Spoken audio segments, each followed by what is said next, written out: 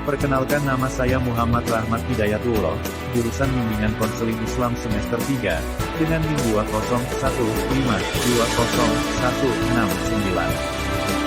Di sini saya ingin memaparkan materi tentang teknik bimbingan konseling, sebagai tugas ujian tengah semester.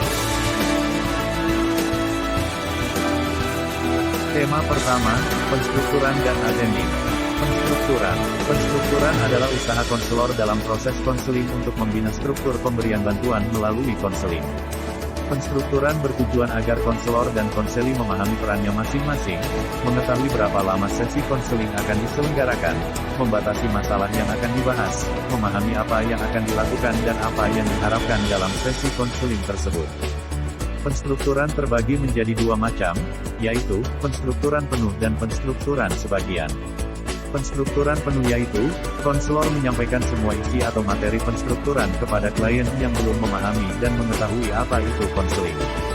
Hal ini dilakukan untuk klien yang tidak menyadari dirinya bermasalah dan klien punya persepsi negatif terhadap konseling. Penstrukturan sebagian yaitu, konselor menyampaikan sebagian isi atau materi penstrukturan kepada klien dan dapat dipilih oleh konselor sesuai dengan kebutuhan klien. Attending adalah teknik atau usaha konselor untuk menempatkan diri sedemikian rupa, sehingga dapat memberikan perhatian terhadap konseli secara penuh, sehingga konseli merasa dihargai dan dapat mengekspresikan perasaan juga, mengeksplorasi dirinya dengan bebas, sukarela, dan terbuka.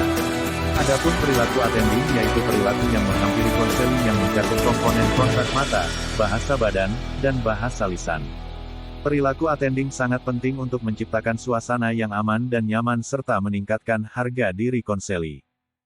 Perilaku attending mencakup keterampilan dasar konseling, yaitu menata ruang, menyapa, pemberian informasi, observasi, mengatur posisi, kontak mata, mendengar aktif, menetapkan tujuan, kontrak waktu dan empati.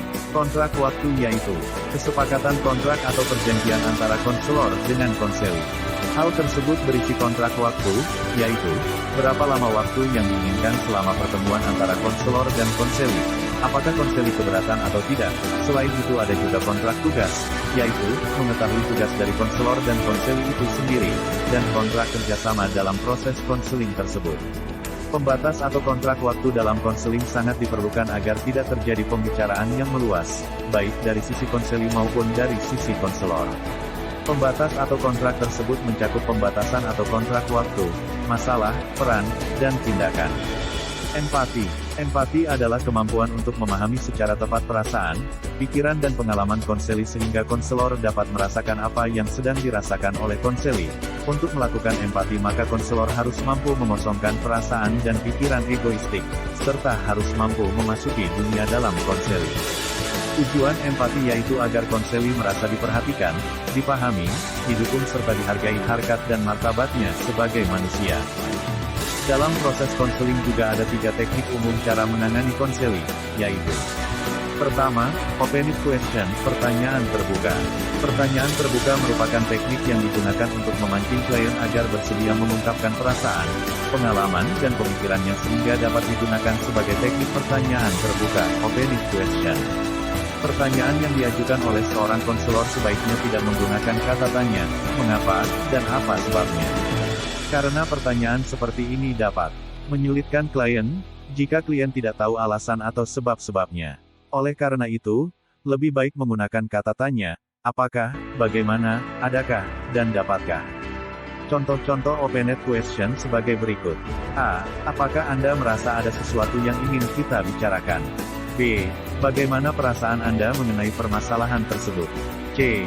Adakah sesuatu yang Anda ingin bicarakan? D. Dapatkah Anda menceritakan sesuatu yang sedang Anda alami?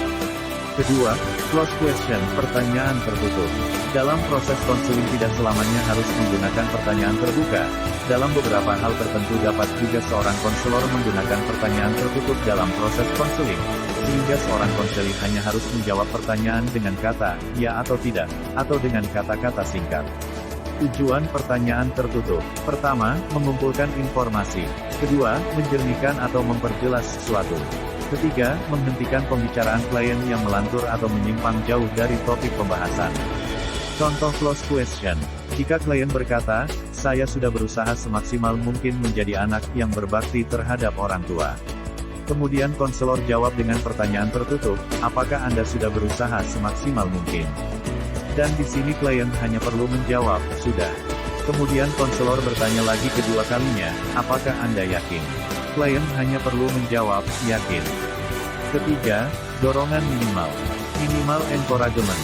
Dorongan minimal adalah teknik yang digunakan untuk memberikan suatu dorongan langsung secara singkat terhadap apa yang telah disampaikan oleh klien. Misalnya dengan menggunakan ungkapan, oh, iya, lalu, terus, dan. Tujuan dorongan minimal adalah sebagai berikut. 1. Agar klien terus berbicara dan dapat mengarah agar pembicaraan mencapai tujuan. 2. Dorongan ini diberikan pada saat klien akan mengurangi atau menghentikan pembicaraannya, dan pada saat klien kurang memusatkan pikirannya pada pembicaraan atau pada saat konselor ragu atas pembicaraan klien. Contoh dialog. Klien berkata, saya putus harapan, dan saya hampir, klien menghentikan pembicaraan. Konselor harus segera menambahkan, ya. Kemudian klien akan meneruskan kata-kata yang tadi, berhenti kuliah. Konselor menambah, lalu, klien meneruskan, saya merasa bimbang. Konselor memberikan dorongan dengan berkata, terus. Klien menjawab, saya tidak tahu apa yang harus saya lakukan. Konselor pun memberikan dorongan lagi, dan klien, saya memutuskan untuk melakukan konseling, agar dapat memecahkan masalah ini. Refleksi, pengertian.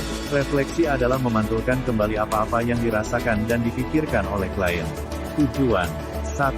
Agar klien merasa bahwa konselor benar-benar sedang berusaha memahami apa yang dikatakan klien. 2. Mengerti dengan tepat apa yang dimaksudkan klien. 3. Konselor menerima klien apa adanya. 4. Menumbuhkan kesan yang lebih mendalam pada klien tentang dirinya. 5. Memudahkan klien memperoleh pengenalan dan pemahaman diri yang lebih menyeluruh. Jenis-jenis refleksi. 1. Refleksi O, yaitu refleksi yang tidak ada kelanjutannya. Konselor merefleksi isi pembicaraan klien atau perasaannya, namun tidak terlalu penting oleh klien. 2.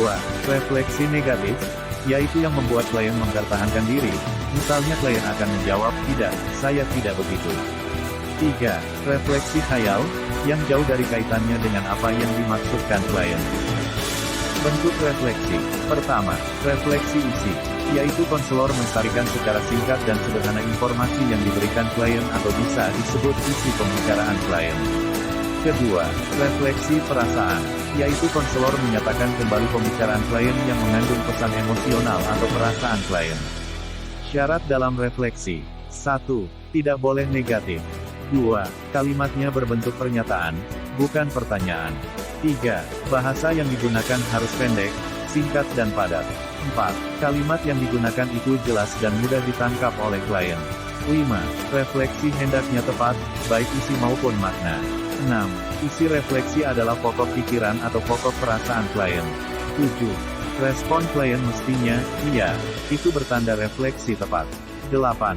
Pernyataan konselor tepat makna. 9. Kalimat harus jelas dan mudah dimengerti, jangan gunakan istilah asing yang tidak diketahui klien. Langkah-langkah dalam refleksi. Pertama, laksanakan 3M dengan baik. Kedua, kenali perasaan yang terkandung dalam pernyataan klien, dengan empati. Ketiga, tangkap isi yang terkandung dalam pernyataan klien. Keempat, pantulkan atau alih ungkapkan perasaan klien, atau isi pembicaraan klien tersebut dengan kalimat pernyataan. Kelima, konselor mampu menyarikan apa yang disampaikan klien. Keenam, sampaikan refleksi dengan kalimat konselor sendiri. Kalimat awal yang biasa dipakai untuk merefleksikan perasaan. Anda merasa, karena, kelihatannya Anda, tampaknya Anda. Kalimat awal yang biasa dipakai untuk merefleksikan isi. Anda mengatakan bahwa Anda, dapat dikatakan bahwa, saya mengerti maksudnya bahwa Anda.